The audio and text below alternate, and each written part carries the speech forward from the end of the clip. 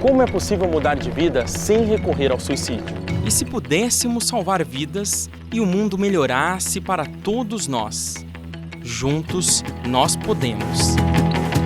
Invista neste canal.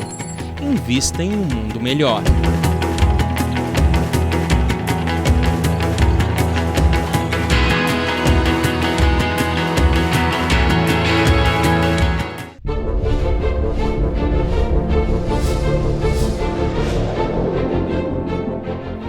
Estamos de volta com a segunda parte do nosso programa, mostrando os fenômenos mediúnicos que envolveram Saulo, Ananias, que agora ele está em Damasco, sob a trama dos judeus para matá-lo. Eles vigiavam até as portas da cidade, de dia e de noite, para o matarem. Então os discípulos, uma noite, fizeram descer pela muralha oculta num cesto. Então os próprios seguidores de Jesus, logicamente preparados pelo próprio Cristo, fizeram com que Saulo descesse num cesto e fugisse de Damasco, para não ser morto. E aí ele vai à cidade de Jerusalém. Tendo chegado a Jerusalém, tentava associar-se aos discípulos, mas todos tinham medo dele. Lógico, não acreditando que fosse, de fato, discípulo de Jesus. E aí Jesus concita uma espécie de diplomata. Existe ali ao sul de Tarso, bem perto da cidade que Saulo nasceu, uma ilha chamada Ilha de Chipre. E todo cidadão de Chipre se chama cipriota.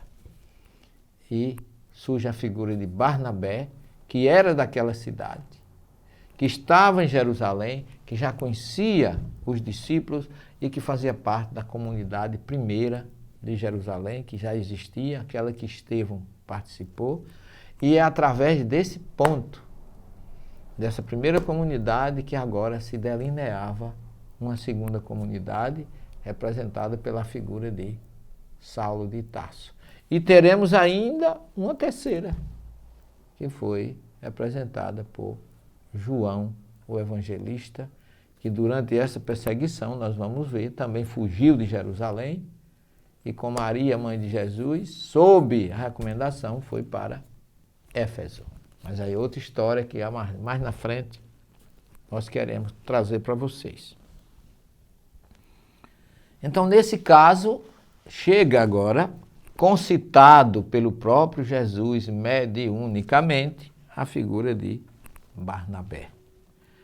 Levou Saulo consigo, apresentou os apóstolos e contou-lhes tudo o que tinha acontecido, como no caminho Saulo vira o Senhor, o qual lhe dirigiu a palavra, e com intrepidez em Damasco falara no nome de Jesus.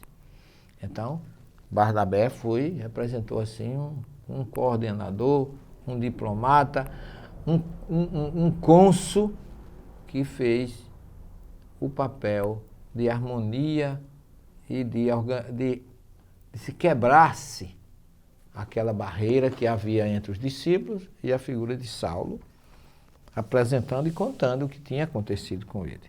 Daí por diante, ia e vinha entre eles em Jerusalém, falando com intrepidez no nome do Messias, no nome de Jesus. Dirigia-se também aos gregos. Por quê? Porque ele falava também grego, como nós já falamos. Quando a gente fala de grego aqui, não é gentil, não. Muitos tradutores acham que era gentil, não. Eram judeus gregos. Porque tem judeu grego, tem judeu americano, tem judeu brasileiro. Em todas as partes do mundo tem judeu. Mas naquela época, os judeus gregos eram uma classe muito respeitada, porque a Grécia, com a sua cultura, com a sua filosofia, com a sua história, influenciou no mundo todo. E existiam muitos judeus na Grécia. Isso é fato que não se discute. Então, Paulo também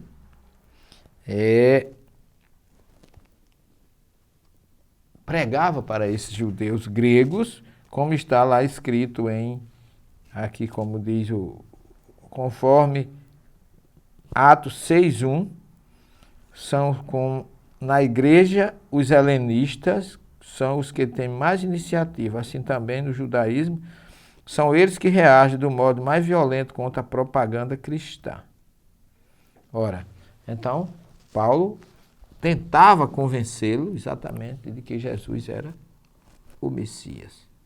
Então ele pregava também aos helenistas e discutia com eles, os quais, porém, também projetavam, também preparavam ou tinham planos para matar Saulo.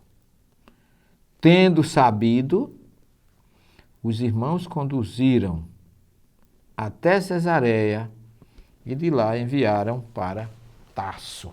Então Saulo volta para a sua cidade quando, a partir da necessidade de se expandir o cristianismo naquela região, os discípulos, você vai observar que a partir do capítulo 13 do livro de Atos, começa, na verdade, a missão de Saulo de Tarso. Então, segundo nos narra o livro de Atos, capítulo 12, versículo 24, a palavra de Deus crescia e se multiplicava. Quando Barnabé e Saulo, depois de se terem desempenhado no seu ministério em Jerusalém, regressaram consigo, levando com eles João, o Marcos, filho de Maria Marcos, foram para a Antioquia. E aí começa realmente a semente do cristianismo naquela região. Porque havia em Antioquia, na comunidade local, médiuns, que os teólogos chamam aqui, os tradutores, de profetas, porque o profeta é o mesmo médium, é o mesmo navio dos hebreus. Então, o mesmo profeta grego, que é uma palavra grega, e haviam profetas ou médios e doutores. Na verdade, segundo Lucas, entre eles estavam Barnabé, Simeão, com o cognonimado Níger, Lúcio de Cirene e ainda Manaém, que era companheiro de infância do tetrarca Herodes, e ainda Saulo. Olha que coisa interessante. Esse grupo ficou na Antioquia por aproximadamente 1 ano, morando, estudando, pregando e também sendo perseguido, porque Antioquia tinha naquela época perto de 500 mil de habitantes. Então era uma cidade muito grande. Ali existiam gregos, romanos, judeus, escravos e muitos pagãos ou gentios, que interessava muito aquela primeira comunidade, que nós vamos ver a história deles na terceira e última parte do nosso programa. Não saia daí, que retornaremos já.